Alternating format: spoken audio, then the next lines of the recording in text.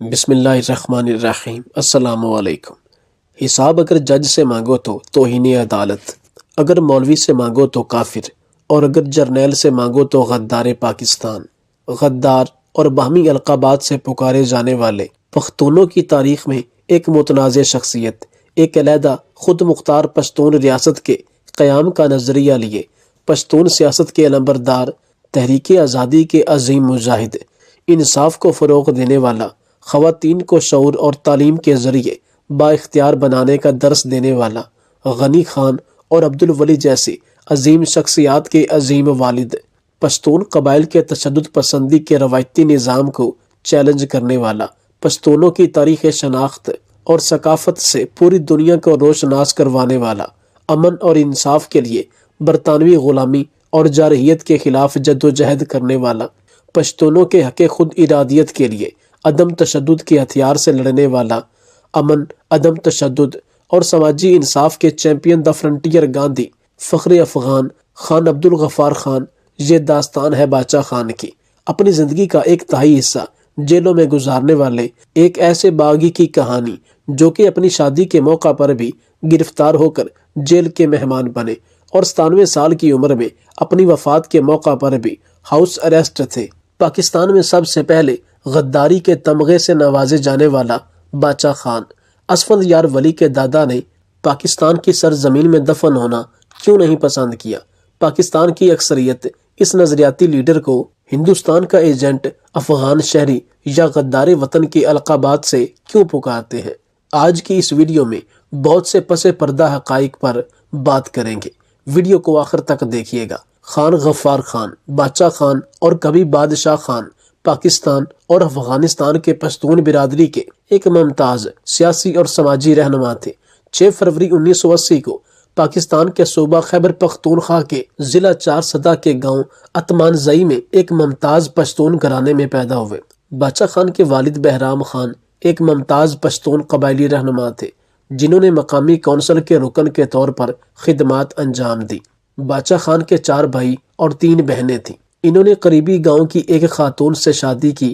ان کے 3 بیٹے عبدالولی خان، عبدالغنی خان اور عبدالعلی خان اور 2 بیٹیاں مہر تاج اور سردارو پیدا ہوئے۔ جب ان کی بیگم کا انتقال ہوا پھر باچا خان نے دوسری شادی سعیدہ بیگم سے کی جن سے ان کا ایک بیٹا عبدالباقی خان پیدا ہوا۔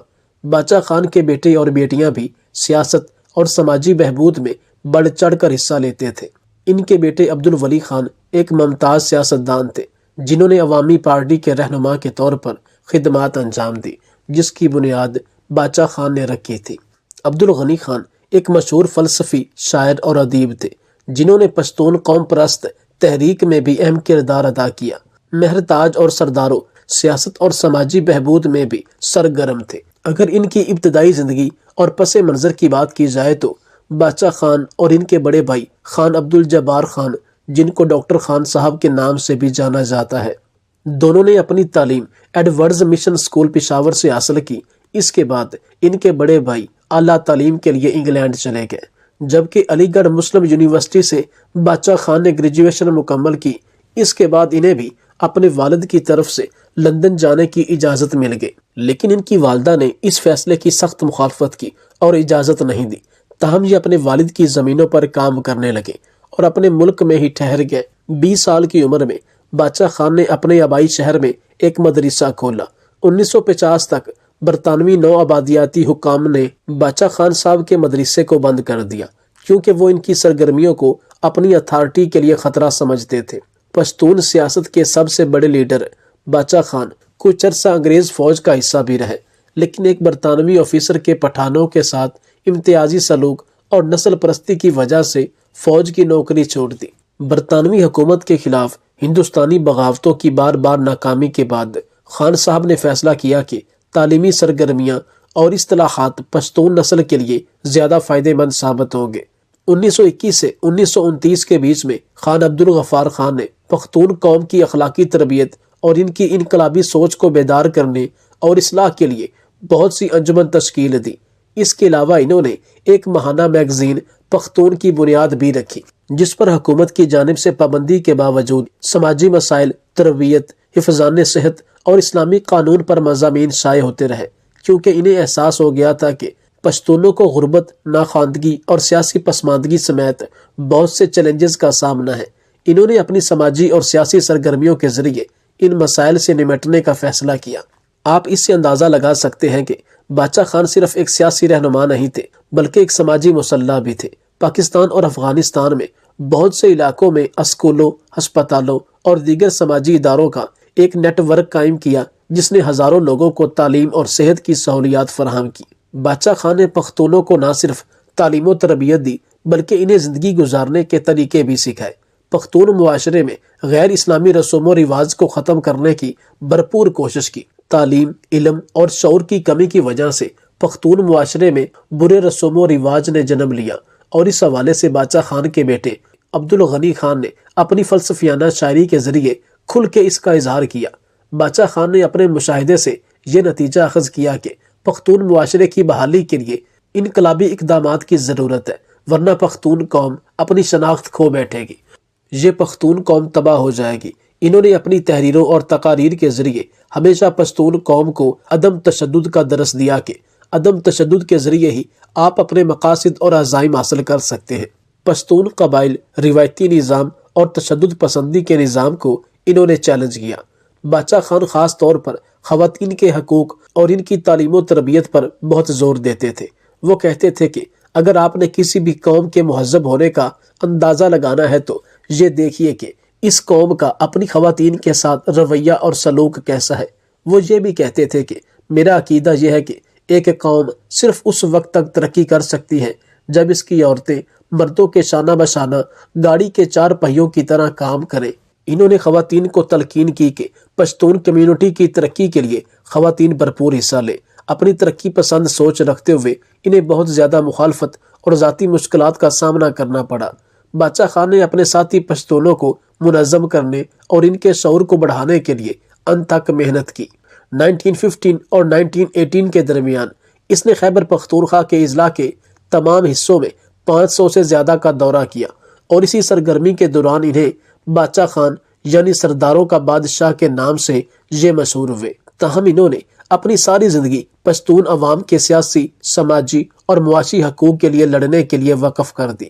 اسی لیے وہ کہا کرتے تھے کہ کوئی ایسا کام جو تم نہیں کر سکتے اور کوئی اور کر سکتا ہے تو تمہیں اس کی مدد کرنی چاہیے، نہ کہ اس کی مخالفت، اور یہ کہ ناکام ہونے کا غم انہیں لاحق ہوتا ہے جو اپنے غرض کے لیے کام کرتے ہیں۔ جو لوگ خدا کی راہ میں نکلتے ہیں اور خدا کے لیے کام کرتے ہیں انہیں ناکامی کا غم نہیں ہوتا۔ ہم خدائی خدمتگار ہیں، لیکن آپ کو بتانا چاہتے ہیں کہ خدا کو خدمت کی ضرورت نہیں ہے۔ خدا کی خدمت، خدا کی مخلوق کی خدمت۔ 1918 میں باچا خان سیاست کی غرض سے انڈین نیشنل کانگریس میں شامل ہوئے، جو اس وقت برطانوی نو آبادیاتی حکمرانی کے خلاف اور ہندوستان کی آزادی کے لیے لڑ رہی تھی۔ باچا خان گاندھی کے قریبی ساتھی بن گئے اور عدم تشدد کے خلاف مزاحمت کے خیال کو فروغ دینے کے لیے ان کے ساتھ مل کر کام کیا۔ عمر میں باچا خان گاندھی سے 21 سال چھوٹے تھے اور قائد اعظم سے 14 سال۔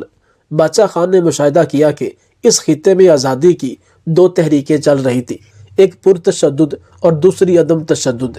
انہوں نے دعویٰ کیا کہ پرتشدد تحریک نفرت اور مزید تشدد کی تبلیغ کرتی ہے، جبکہ عدم تشدد کی تحریک محبت اور بھائی چارے کا درس دیتی ہے، جس میں پٹھانوں کے لیے ایک نئی زندگی کی بات کی جاتی ہے اور فن ثقافت اور شاعری کے ذریعے مجموعی طور پر ایک عظیم انقلاب برپا کیا جا سکتا ہے۔ 1920 کی دہائی میں باچا خان نے خلافت عثمانیہ کی حمایت کرتے ہوئے اور ہندوستان میں مسلم مفادات کی وکالت کرتے ہوئے تحریک خلافت میں بڑھ چڑھ کر حصہ لیا۔ انہوں نے مہاتما گاندھی کے ساتھ اتحاد کیا اور عدم تعاون کی تحریک میں ایک اہم شخصیت بن کر ابھرے۔ لوگوں پر زور دیا کہ وہ عدم تشدد کی سول نافرمانی کے ذریعے برطانوی حکومت کے خلاف مزاحمت کریں۔ بالآخر نومبر 1929 میں باچا خان نے خدائی خدمتگار تحریک کی بنیاد رکھی۔ ان کا سرخ رنگ کا کپڑا علامتی لباس ہوا کرتا تھا، جو کہ آپ کو آج بھی عوامی نیشنل پارٹی کے اراکین پہنتے ہوئے نظر آئیں گے۔ خدائی خدمتگار تحریک کا عزم، مقصد اور ایجنڈا دیکھ کر ہزاروں لوگوں نے اس میں بڑھ چڑھ کر حصہ لیا، اور آخرکار عدم تشدد کی حکمت عملی کو اپناتے ہوئے ایک تربیت یافتہ فوج تیار ہوئی، جس میں 1 لاکھ سے زائد اراکین کی بھرتیاں ہوئیں۔ خدائی خدمتگار تحریک کے ذریعے انہوں نے برطانوی نو آبادیاتی حکومت کے خلاف اپنی جنگ جاری رکھی۔ اس وجہ سے انہیں برطانوی نو آبادیاتی حکومت اور بعد میں مختلف پاکستانی حکومتوں کی وجہ سے قید اور جیل کا سامنا بھی کرنا پڑا۔ باچا خان کا ماننا تھا کہ پشتون ایک الگ شناخت اور ثقافت رکھتے ہیں، وہ اپنی آزاد ریاست کے مستحق ہیں۔ پشتونستان بنانے کی ان کی کوششوں کو پاکستانی اور افغان دونوں حکومتوں کی طرف سے مزاحمت کا سامنا کرنا پڑا۔ 1930 کی دہائی میں باچا خان کی تحریک انڈین نیشنل کانگریس میں ضم ہو گئی اور وہ کانگریس کے ایک ممتاز رہنما بن گئے۔ کانگریس کے ساتھ نظریاتی اختلافات کے باوجود باچا خان پشتونوں کی حق خود ارادیت کے لیے اپنی جنگ جاری رکھے ہوئے تھے۔ 1930 میں باچا خان نے عوامی مظاہروں اور دھرنوں کے ذریعے سول نافرمانی کی مہم شروع کی، جس کا انگریزوں نے شدید جبر کے ساتھ جواب دیا۔ 1930 کے قصہ خانی بازار کے قتل عام کی مثال آپ کے سامنے ہے۔ 23 اپریل 1930 کو باچا خان پشاور میں اپنے خدائی خدمتگاروں کے ساتھ ایک احتجاج کے لیے جمع تھے۔ برٹش حکومت نے فوجیوں کو غیر مسلح ہجوم پر مشین گنوں سے فائرنگ کرنے کا حکم دے دیا، جس سے ایک اندازے کے مطابق 200 سے 250 افراد ہلاک ہوئے تھے اور ساتھ ہی باچا خان کو احتجاج کے دوران گرفتار کر لیا۔ مطلب یہ کہ نو آبادیاتی حکومت نے خدائی خدمتگار کی کامیابی اور مقبولیت کے بعد ان کے خلاف مکمل کریک ڈاؤن شروع کر دیا۔ ایک انگریز آفیسر ٹامسن نے جیل کے اندر باچا خان سے کہا کہ اگر آپ ہمارے کہنے پر چلے تو ہم آپ کو یہاں کا سٹار بنا دیں گے اور جو آپ کی منشا ہوگی اس کو پورا کریں گے۔ باچا خان نے اس آفیسر سے پوچھا کہ تم کیا چاہتے ہو؟ تو انگریز آفیسر نے کہا کہ پہلے ہم مل کر کھانا کھاتے ہیں، بعد میں آپ کو بتاؤں گا۔ باچا خان خاموش ہو گئے۔ کچھ دیر بعد کھانا منگوایا گیا اور باچا خان کو جیل سے باہر نکال کر اس آفیسر نے ٹیبل پر اپنے ساتھ بٹھایا۔ کھانا کھاتے وقت باچا خان نے پہلے جس گلاس میں پانی پیا تھا، اس آفیسر نے اٹھ کر خود اس گلاس کو دھویا اور بعد میں اس گلاس میں پانی پیا۔ کھانا کھانے کے بعد اس آفیسر نے باچا خان سے کہا اگر تم ہماری غلامی کرو گے تو تمہیں ہر وہ چیز ملے گی۔ باچا خان نے کہا تم میرے جھوٹے گلاس میں میرا جھوٹا پانی نہیں پی سکتے اور میں تمہاری غلامی کروں، یہ کیسے ہو سکتا ہے؟ مجھے میری عزت نفس بہت زیادہ پیاری ہے۔ جو لوگ مجھ پر بھروسہ کرتے ہیں میں ان کا کبھی مان نہیں توڑوں گا اور ہمیشہ حق کے لیے آواز بلند کروں گا۔ اس کے بعد انگریز آفیسر سمجھ گئے کہ باچا خان بکنے والا یا لالچی شخص نہیں ہے۔ پھر جب 1937 میں ریاستی انتخابات ہوئے جس میں کل 50 سیٹیں تھیں اور آل انڈیا مسلم لیگ کے حصے میں ایک سیٹ بھی نہیں آئی، صوبائی اسمبلی کے انتخابات میں کامیابی کے بعد باچا خان کے بڑے بھائی خان عبدالجبار خان یعنی ڈاکٹر خان صاحب کو صوبہ سرحد کا وزیر اعلیٰ بنایا گیا۔ 1945-1946 کے الیکشن میں بھی دوبارہ خان عبدالجبار خان یعنی ڈاکٹر خان صاحب کو وزیر اعلیٰ منتخب کیا گیا۔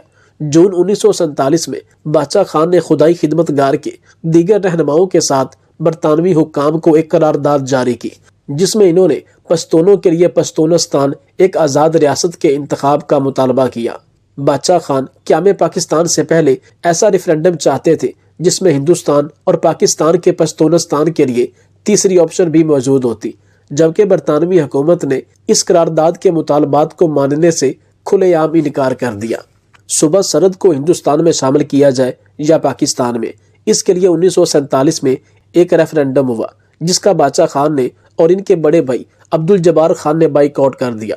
اس کے باوجود اگست 1947 میں برطانوی حکومت سے آزادی کے بعد باچا خان نے پاکستان کے ساتھ وفاداری کا عہد کیا۔ یہ قومی اسمبلی کا حصہ تھے اور اب وہ پاکستان کے شمال مغربی سرحدی صوبے یعنی MWF بھی صوبہ سرحد میں قیام پذیر رہے۔ قیام پاکستان کے بعد خان عبدالجبار خان یعنی باچا خان کے بڑے بھائی ڈاکٹر خان صاحب یہ 8 روز تک وزیر اعلیٰ رہے۔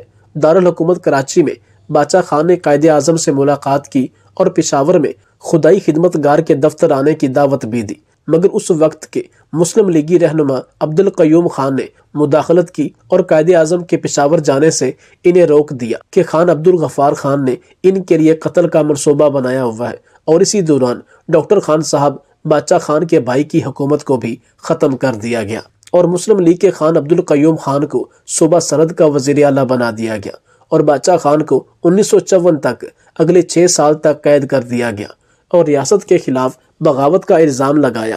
عدم تشدد سے وابستگی کے باوجود انہیں سزا سنائی گئی اور پاکستان کی مختلف جیلوں میں بھیجا گیا، جس میں بدنام زمانہ حیدرآباد سینٹرل جیل بھی شامل ہے۔ آزادی کے بعد پاکستانی حکومت نے خدائی خدمتگار تحریک اور پشتون قوم کی خود مختاری کے مطالبے کو اپنی سالمیت کے لیے خطرہ سمجھا اور اس میں جو بچا کوچا تھا اسے بھی تباہ کرنے کی کوشش کی گئی۔ اس کے رہنماؤں کو جیلوں میں ڈالا گیا اور ملکی تاریخ کے لیے اس کی یاد کو کچھ عرصہ پہلے تک صاف کرنے کی کوشش بھی کی گئی۔ 1956 میں جب پاکستان کو 1 یونٹ بنانے پر احتجاج ہوا تو اس کے بعد انہیں پھر گرفتار کیا گیا، اور افسوس کی بات تو یہ تھی کہ 1958 کو لاہور میں خان عبد الجبار خان یعنی ان کے بھائی کو گولیاں مار کر قتل کر دیا۔ باچا خان کے علاوہ ان کے بیٹے غنی خان جو کہ ایک مشہور فلسفی شاعر تھے، ان کو بھی ان کی سیاسی سرگرمیوں کی وجہ سے کئی بار جیل کا اور قید کا سامنا کرنا پڑا، حالانکہ انہوں نے سیاست ترک کر دی تھی۔ 1948 سے 1954 تک ملک بھر کی مختلف جیلوں میں وہ قید رہے۔ باچا خان 1964 تک جیل میں رہے، لیکن ان کو رہائی تب ہی ملی جب ان کی صحت بری طرح خراب ہوئی اور لندن علاج کے لیے گئے۔ پھر وہ پاکستان آنے کی بجائے افغانستان میں جلا وطنی کاٹنے لگے۔ 1964 کو جب ان کے بیٹے عبد الولی خان نے بلوچستان میں الیکشن جیتا تو باچا خان واپس آ گئے، مگر 1973 میں ذوالفقار علی کی حکومت میں ان کو ملتان سے پھر گرفتار کیا گیا۔ نیلسن منڈیلا کی طرح انہوں نے اپنی زندگی کے 37 ایئرز قید اور جیلوں میں گزارے۔ پشتون سیاست کے لمبردار، عدم تشدد کا درس دینے والے 1969 میں گاندھی کی سالگرہ کے موقع پر باچا خان کو دعوت نامہ بھیجا گیا، تاہم ان کا پاسپورٹ ایکسپائر ہو گیا تھا۔ افغانستان میں جلا وطنی کاٹنے والا باچا خان افغان سرکار نے پاسپورٹ جاری کرنے کی پیشکش کی۔ دوسری طرف پیغام بھجوایا کہ یہاں آنے کے لیے آپ کو پاسپورٹ یا ویزے کی ضرورت نہیں، لیکن باچا خان نے اس موقع پر انکار کر دیا اور کہا میں صرف پاکستان کے پاسپورٹ سے سفر کروں گا۔ باچا خان کو ان کی خدمات کی وجہ سے 1985 میں انڈین نیشنل کانگریس کی سالگرہ کی تقریب میں انہیں زبردست خراج تحسین پیش کیا گیا اور انہیں بھارت کا سب سے بڑا civil award Bharat Ratna award سے نوازا گیا۔ باچا خان کی وفات 1988 میں ہوئی اور ان کو ان کی وصیت کے مطابق جلال آباد افغانستان میں دفن کیا گیا۔ پشتون قوم کے اس عظیم لیڈر کے جنازے میں ہزاروں سوگواروں نے شرکت کی۔ پشاور سے جلال آباد کی طرف انہوں نے مارچ کیا، جس میں 2 بم دھماکے بھی ہوئے اور جس میں درجنوں افراد ہلاک ہوئے۔ اس وقت کے بھارتی وزیر اعظم راجیو گاندھی نے باچا خان کو خراج تحسین پیش کرنے کے لیے پشاور گئے۔ جنرل ضیاء الحق نے سیکیورٹی وجوہات کا حوالہ دیتے ہوئے ان کی حاضری روکنے کی کوشش کی۔ دوسری طرف افغانستان میں خانہ جنگی کے باوجود جنازے کی اجازت دینے کے لیے انہوں نے جنگ بندی کا اعلان کیا تھا۔ یہ کہنا درست نہیں ہوگا کہ تمام پاکستانی باچا خان کے خلاف ہیں، تاہم کچھ ایسے بھی ہیں جو ان کے بارے میں منفی خیالات رکھتے ہیں، خاص طور پر وہ لوگ جو اسے پاکستان کی علاقائی سالمیت کے لیے خطرہ سمجھتے تھے۔ باچا خان کی ہندوستان کی حمایت مہاتما گاندھی، جواہر لال نہرو جیسے ہندوستانی قوم پرست رہنماؤں کے ساتھ ان کے اتحاد کو بھی کچھ پاکستانی منفی طور پر دیکھتے ہیں۔ مزید یہ کہ بادشاہان کی سیاست میں عدم تشدد کا فلسفہ اور سماجی اصلاحات پاکستان کے کچھ حصوں میں روایتی نظام کے لیے واقعی ایک چیلنج تھا، اور پاکستانی معاشرے کے کچھ عناصر اسے اپنے مفادات کے لیے خطرہ سمجھتے ہیں اور ان کی میراث اور ساکھ کو داغدار کرنے کے لیے سرگرم ہیں۔ باچا خان کی علیحدہ پشتون ریاست کے قیام کا نظریہ اور ان کی شخصیت متنازع رہی ہے۔ اگر دیکھا جائے تو باچا خان نے پاکستان کو خون ریزی اور خانہ جنگی سے بچایا ہے۔ اس کے باوجود باچا خان اب بھی بہت سے پاکستانی اور خاص طور پر پشتون برادری کے لیے انتہائی قابل احترام ہیں۔ ان کی زندگی اور جد و جہد پر مختلف زبانوں میں بہت سی کتابیں لکھی گئیں۔ باچا خان نے اپنی زندگی اور سیاسی زندگی پر ایک بہت ہی مقبول کتاب لکھی جس کا نام ہے میری زندگی اور جد و جہد۔ یہ کتاب بہت ہی مقبول ہے اور اس کا بہت سی زبانوں میں ترجمہ کیا گیا۔ خطے میں تعلیم، صحت کی دیکھ بھال اور سماجی بہبود میں ان کی شراکت کو بڑے پیمانے پر تسلیم کیا جاتا ہے۔ اگر عالمی سطح کی بات کی جائے تو باچا خان کے عدم تشدد کے فلسفے، ان کی سیاسی سوچ اور انقلابی نظریات، عدم تفریق، سماجی ترقی اور سماجی انصاف کے لیے ان کی وابستگی، پشتونوں کے لیے ان کی خدمات نے پوری دنیا کو متاثر کیا۔ ان کی میراث انہی لوگوں کو متاثر کرتی ہے جو ایک منصفانہ اور پرامن دنیا کی تعمیر کے خواہاں ہیں، اور ان کے خیالات میں لا تعداد کارکنوں، رہنماؤں اور مفکرین کو متاثر کیا۔ پاکستان میں ان کو غدار کہہ کر ان کی شخصیت سیاسی تاریخ کو اتنا داغدار بنایا گیا کہ پاکستان میں لوگ بادشاہ خان کے موضوع پر بات کرنے پر بھی جھجک محسوس کرتے ہیں، جبکہ دوسری طرف پوری دنیا میں ان کو امن، عدم تشدد اور سماجی انصاف کا چیمپئن کہا جاتا ہے۔